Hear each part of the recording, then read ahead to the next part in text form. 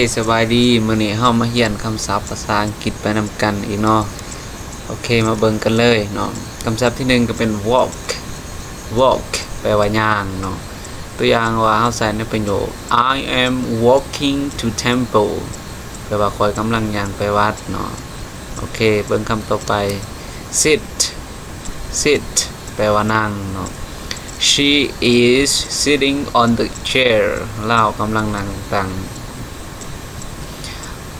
คำต่อไปเป็น speak แปลว่าเว้า